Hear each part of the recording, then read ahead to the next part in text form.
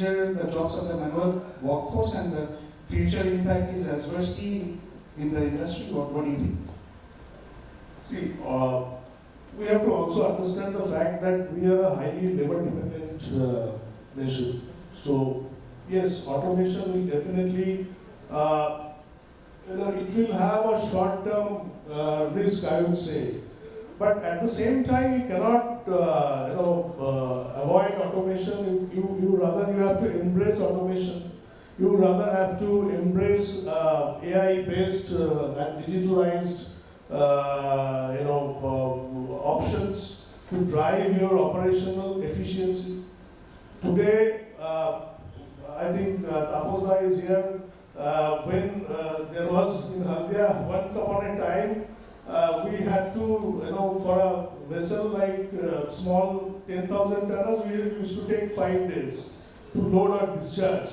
Now in Dhamra, we have capesize finishing in 3.5 days. We have Panamax finishing in 2 days. That has, that is happening because of the automation only.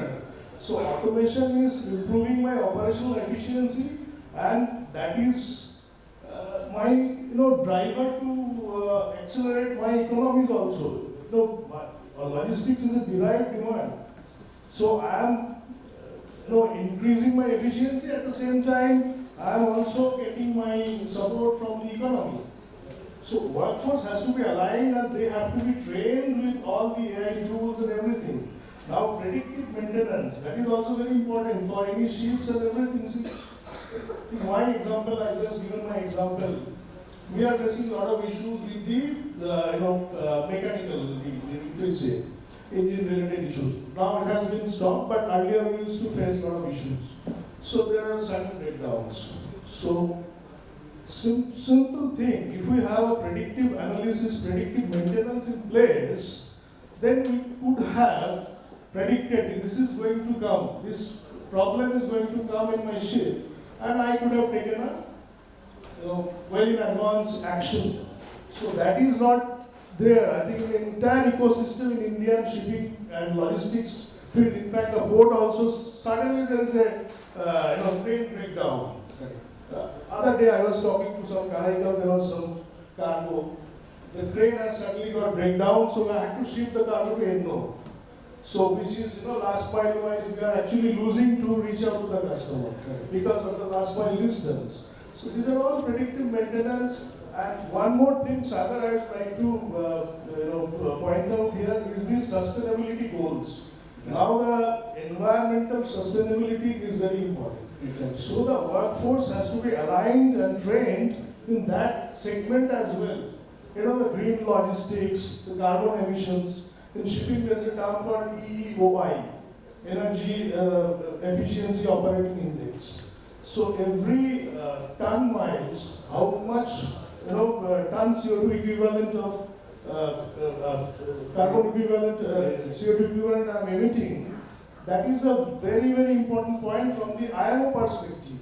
And they are closely monitoring, and 2030 is the deadline for all the targets. So all the workforce has to be aligned and trained in such a way that they are holistically brought in the entire ecosystem of sustainability, AI, and automation. That's it. Thank you, Autumnda. So I'll come to Bhushalidi. So Bhushalidi, I just wanted to understand, when have you thought of skill development in your maritime sector in your university? That's a subject, when it came. Thank you. Actually, we have started marine skilling long back in the year 90s.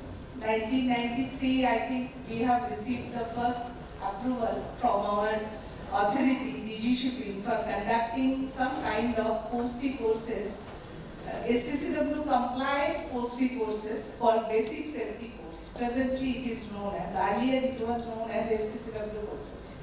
So we have thought of we have started long back, in 1993. It's quite Thank you. And still we are carrying it.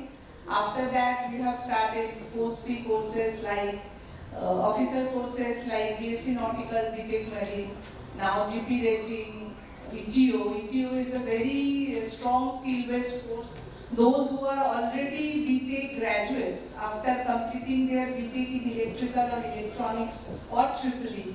It's a 4 months orientation course that Aviskar has said, some kind of orientation required. That is the orientation course for entering shipping industry as a shipping professional. Thank you. Thank you. Now I come to Avishkar, a very young force. So Avishkar, we are in a shipping and logistic ports, multimodal chain, green tech, right here in India. Yet many of us complain, opportunities are not here, and the skill shortage is hitting us, the industry. So I want to ask you, are we digging our own farm for diamonds, or selling out the farmlands and chasing a future? Right. So yes, opportunities are definitely there. We are ourselves seeing that let's just take last 10 years as an example. There are a lot of new policies which have come in. Now we look apprehensively, a new policy comes, let's see what happens. But then we are actually seeing ground level changes. Now, I would always say India as a country, if we are in step 1, we have to also align our expectations. Step 1 to step 10 is not possible. We have to think of growth and we have to think of opportunities coming in also as a staircase, step 1, step 2, step 3. So the concept has to be first of not an elevator but as a staircase, because then you also have to put an effort into it. If you think as an elevator, we'll just sit and it'll take us upstairs, that's not going to happen. So yes, in terms of opportunities, I will say always sometimes, we feel the grass is greener on the other side. Other countries may be doing certain things better, of course. Other industries may be also quite lucrative. But even if you just look at the compounded annual growth rate of logistics industry as a whole, the opportunities across sectors, whether it's road, rail, air, new concepts are coming in. AFS concepts are also coming in, where government is asking more logistic companies to participate by creating air freight stations to decongest the airport. So I would say that skills shortage and is in my opinion, I will not talk about shipbuilding, I have less experience in that, but in the logistics sector there is sufficient skill. People want to get trained, it's just about us to have that long-term purpose, long-term vision of getting a project in place, training the people in a structured manner, and I feel results will be coming. Yeah, exactly. So, as I sum up, as they say, your HR can be your biggest liability or your biggest asset. So, in this ever-changing logistics industry, one thing is common, that is change is only constant. So we have to choose which side we are. We are on the winner side, or we are on the loser side. So winners can complain, losers can see the pain, but winners make commitment and losers make promises. So we have to think whether we, as a loser, will think that AI will take our jobs. Training is too expensive. These are the excuses that a loser can give. But the winner, they will say, how do we scale up faster than the disruption? So attitude decides what's you are a part of the problem or part of the solution. So that's most important. Thank you. I have a small point, sir. Adib sir, if you allow me, and Suparna also. That is, Bengal Chamber is known for the CSR drive, CSR initiatives.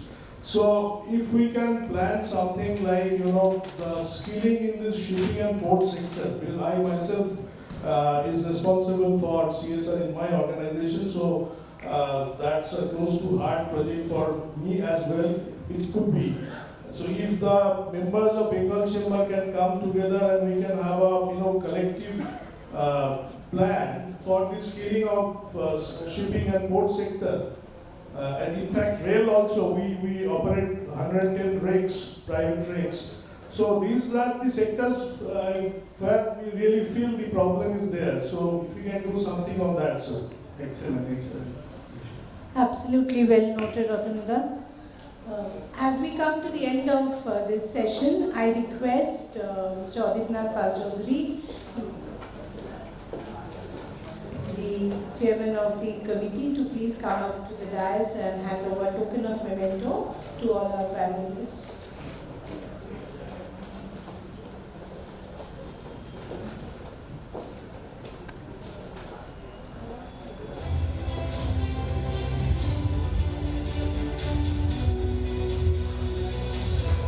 Amrita.